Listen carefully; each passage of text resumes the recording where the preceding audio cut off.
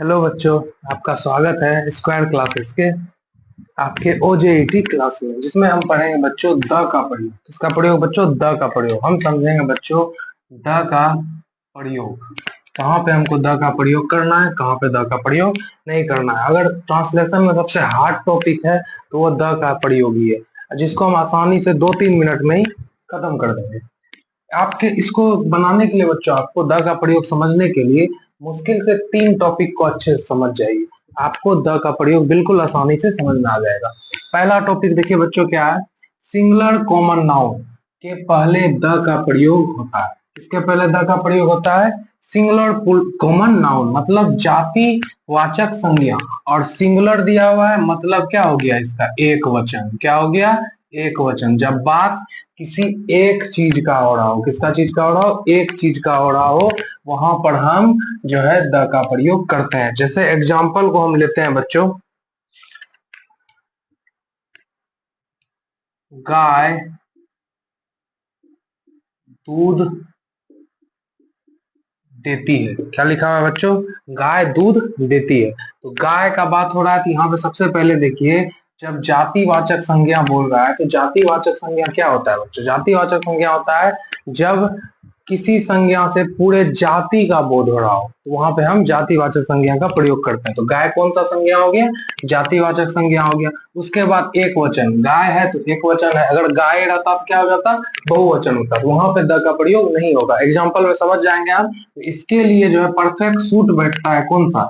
The बैठता है। ये जो वाक्य आपका दिया हुआ है, यहाँ पे आपका पूरा ये जो पॉइंट है लागू होता है। पहला आप क्या बोल रहा है? जातिवाचक संज्ञा होना चाहिए, तो जातिवाचक संज्ञा है। दूसरा सिंगुलर होना चाहिए, एक वचन होना चाहिए, एक वचन भी है, तो यहाँ पे हम द का प्रयोग करेंगे। तो इसीलिए यहाँ पे हो जाएगा द काउ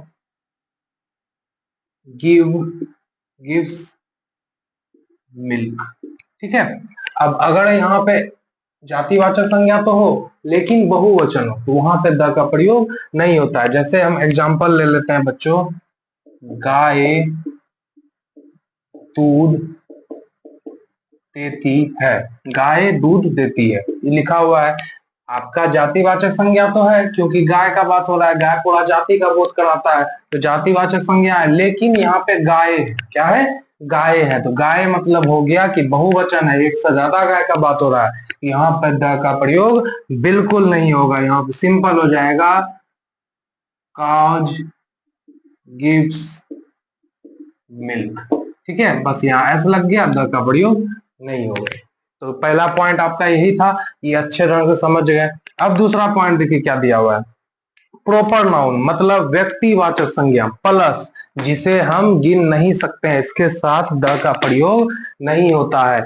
जब बात व्यक्तिवाचक संज्ञा का हो, मतलब व्यक्तिवाचक संज्ञा किसे कहते हैं? जब किसी एक व्यक्ति या एक वस्तु का बात हो रहा हो, वहां पे हम द का प्रयोग नहीं करेंगे। पहला पॉइंट आपका ये है, जहां पे बात किसी एक व्यक्ति या किसी एक वस्तु का हो रहा हो, वहां पे हम द का प्रयोग नहीं करेंगे। दूसरा टॉपिक ये है, जिसे हम गिन नहीं सकते, अनकाउंटेबल नाउन के साथ हम द का प्रयोग नहीं कर सकते। जैसे चाय, दूध, पानी, इस सब के साथ हम द का प्रयोग नहीं करते हैं। एग्जाम्पल के साथ इसको भी समझते हैं। जैसे दिया हुआ है बच्चों आपका, राम एक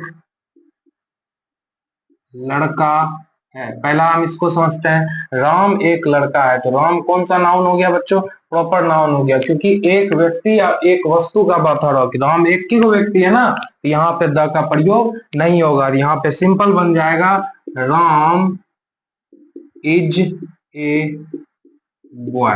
ठीक है। उसी तरह जिसे हम गिन नहीं सकते हैं, इसी इसमें एग्जांपल दे दिया आपका हम, दूध लाभ दूध लाभदायक होता है। बताइए बच्चों, दूध को हम गिन सकते हैं? नहीं गिन सकते। दूध को नाप जरूर सकते हैं, लेकिन दूध को गिन नहीं सकते हैं। तो इसीलिए यहाँ पर भी द का प्रयोग नहीं होगा। सिंपल हो जाएगा, मिल्क इज यूजफुल। बस हो गया। तो ये 2 टॉपिक था। तीसरा टॉपिक देखिए क्या है, किसी जगह पर कोई फर्क नहीं पड़ता। कहीं कहीं पर कोई फर्क नहीं पड़ता, वो कौन सा नाउन है? सिंगुलर है, पुल्लर है, व्यक्तिवाचक है, जातिवाचक है, काउंटेबल है, अनकाउंटेबल है, इससे कोई फर्क नहीं पड़ता है। बस इतना फर्क पड़ता होना चाहिए कि जब किसी खास, निश्चित और परिचित चीज का बात हो रहा हो, किसी खास चीज का बात हो रहा हो, किसी खास व्यक्ति का बात हो रहा हो, किसी खास वस्तु का बात हो रहा हो, किसी खास जानवर का बात हो रहा हो, अपने आप जिसको हम भी चिन्हते हो, सुनने वाला भी पहचानता हो, जिसको हम बोले तो हम तो पहचानते ही होंगे, जो खास कर जो सुन रहा है वो भी उसको जानता हो, वहां पर जो है द का प्रयोग होगा। वहां पे कोई फर्क नहीं पड़ता कौन सा नाउन है, कौन सा कुछ भी है, उससे कोई फर्क नहीं पड़ता है। तो इसका एग्जाम्पल जैसे बच्चे हम ले लेते हैं, बच्चे नटखट है, ठीक है। एक और एग्जांपल साथ में ही लिख देते हैं, बच्चे नटखट होते हैं। तो एग्जांपल है, दोनों में आपको अंतर बच्चों कुछ नहीं दिख रहा होगा, अंतर बस इतने होते हैं, यहाँ पे है इतने को चीज है, तो अंतर बहुत ज्यादा है इतने को चीज में। ध्यान से देखिए, बच्चे नटखट हैं, जब हम बोलते हैं बच्चे नटखट है, मतलब कि अपने आगे में कुछ बच्चा खेल रहा है तो बोल दिए हम भाई बच्चे नटखट है, ये सब तो बोल दिए, तो मतलब कि हम उस बच्चे को चिन्हते हैं और जिसको हम बोल रहे हैं वो भी उस बच्चे को देख रहा है। तो यहाँ पर क्या हो गया, खास चीज हो गया, परिचित चीज हो गया, तो यहाँ पे हम द का प्रयोग करेंगे, द का प्रयोग करेंगे। तो बच्चे हैं तो यहाँ हो जाएगा the children, the children are, बच्चे हैं मतलब चिल्ड्रेन है, बहुत सारा बच्चा की बात हो रहा है इसीलिए आर लगा है। और नटखट का क्या होता है, नॉटी होता है, नॉटी, बस। उसी तरह देखिए, बच्चे नटखट होते हैं, मतलब कि हम आपस में हम दोनों बात कर रहे हैं, हम बोल दिए बच्चे नटखट होते हैं, आगे बच्चा है नहीं है इस वाक्य से पता नहीं चल रहा है, किसी खास चीज का बात नहीं हो रहा है, पूरा जाति का बोध हो रहा है, पूरा जाति का बोध हो रहा है। आप तो बोलिएगा पूरा जाति के साथ हम द का प्रयोग करते हैं, लेकिन नहीं, जाति का तो बोध हो ही रहा है, लेकिन यहाँ पे क्या है, सिंगुलर के साथ होना चाहिए। यहाँ पे बच्चे मतलब बहुत सारा बच्चा, एक वचन नहीं है, बहुवचन है, इसीलिए यहाँ पे द का प्रयोग नहीं होगा। तो सिंपल हो जाएगा, चिल्ड्रेन आर नॉटी। समझ गए बच्चों, तो यही था बच्चों आपके द का प्रयोग। तो अब हम इससे क्या करेंगे, इससे आधारित एक्सरसाइज को भी बना लेंगे हम, एक्सरसाइज 25 को आराम से हम बन जाएगा एक्सरसाइज 25। तो कुछ क्वेश्चन एक्सरसाइज का 25 का भी हम अभी ही देख लेते हैं।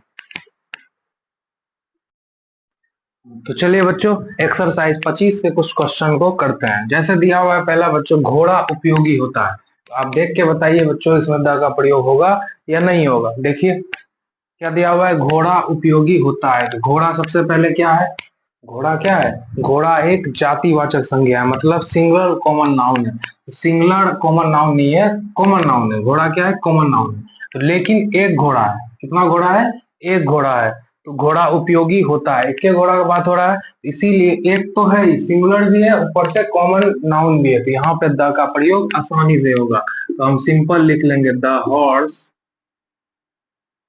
The horse is useful, useful आसानी से बन गया।